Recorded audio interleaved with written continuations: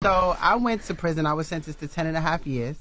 I had a company, Apogee Financial, and we did the proof of funds for people that were getting involved in trading platforms, trading commodities.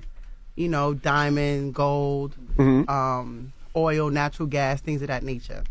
I found an issue.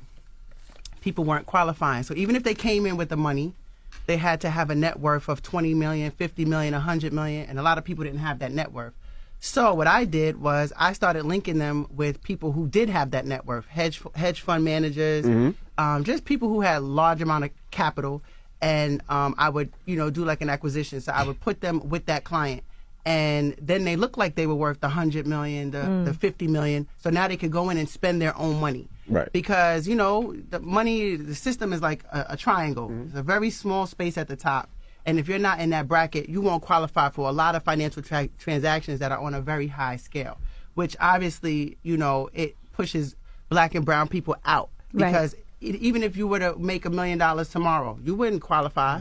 Even if you want to spend $100,000, you have plenty of money, but they don't let you in. Right. So initially, I was doing that while I was doing the mergers, but it takes some time. So eventually, some clients was like, I'm missing out on the trading platforms because it takes too long to do that. So I need it today. So obviously, if they need it the same day, I can't do it the proper way. So I was like, okay, there's like, I got 200 grand for you. I got 300 grand for you. So I was able to change the documents, put their names and the amounts I changed so that they could get into the trade. So I was basically guilty of forging documents. My company made about $10 million in a very short time, in less than a year, about 10 months. And I was eventually, caught and sentenced to 10.5 years. 10.5 years. Why did you get so much time? Well, in like drug cases, your time is connected to the weight.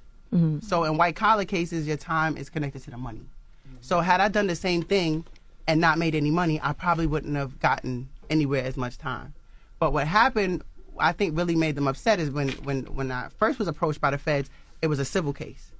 And then they took all my money. So I sat, at the table, as you'll see on the show, with my team, and I'm like, we got to do something else. So I started buying the actual gold in Africa. So I was broke. I was down to nothing. Sent my guys to Africa, in another 6 weeks, we were back in the millions again. Started buying gold. You buy a kilo of gold back then was 10, 11,000 from Sierra Leone, and I was flipping it right here in New York, So what's illegal about that? That wasn't illegal. Okay. But it made them mad because they took all my money and they wanted me to just be done. So now they get mad. Yeah, they get mad when you keep reinventing yourself and rolling so they out. Be mad at your shoulder. Yeah, I mean they might, but the thing about wealth is that when you find a formula, you can apply it to anything. It doesn't really matter what you're buying, what you're selling, what you're doing. If it's a service or a product, as long as you know the formula, whether it's real estate, whatever it is, if you know it, you can do it. So they got upset because, I guess they wanted to destroy me. They wanted to feel like I was defeated because they took all that money. They seized like $6.5 million. And, You had $6.5 million now? I had $10 million. Oh, you was balling. And I was only 24, 25 at the time. And, my entire team was black. Sal, Weezy, we all went to federal prison. I got the most time, and then, they got time right under me. But I think they were more upset that when they seized those funds that I was able to find something else to do. But so isn't that the goal, though, to find something legitimate to do after you get caught doing something? Yeah, but that's the actual part of it. But the emotional part, the racist part, and the sexist part is that I'm a black female. I'm working with people on Wall Street.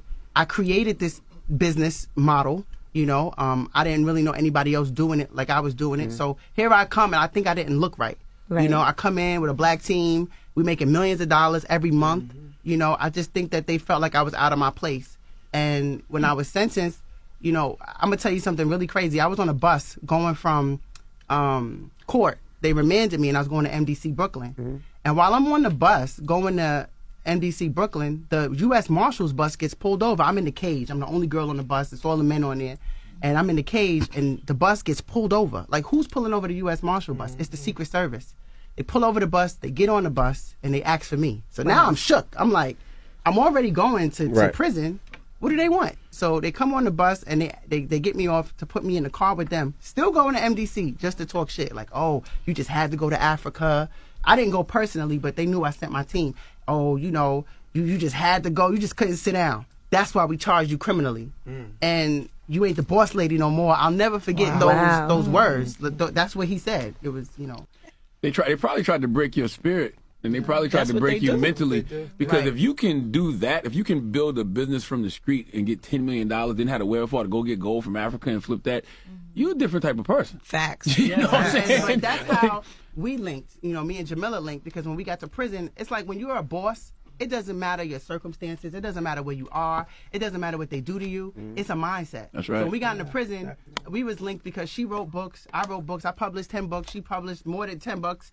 And we linked, and then I started getting back into my music, writing my music, and, you know, people just started recognizing us from the street. Yeah, you know? but we also noticed the discrepancies in our case as far as the time we got. Right. So, like, we got more time than any of the cats on Wall Street. So I got 12 and a half years, she got 10 and a half years, and we looked at our stories and the amount of money that we was able to make and the things we were doing. It was just, like, crazy to see the discrepancies. And on my sentencing, Jay, the judge basically told me, how dare you, you know, go into Alpine and Saddle River, why you didn't go into East Orange and Newark? Whoa. So he basically made a distinction, like, okay, so because you ain't playing the hood and you want to play in my area, this is what I'm going to do. And Chris Christie was my U.S. attorney. I told you guys that. And on my sentencing day, he said justice has been served in America because I got all the time and the white boys got none. How dare you black people do white collar crimes? Y'all know better than that. All of us. You know?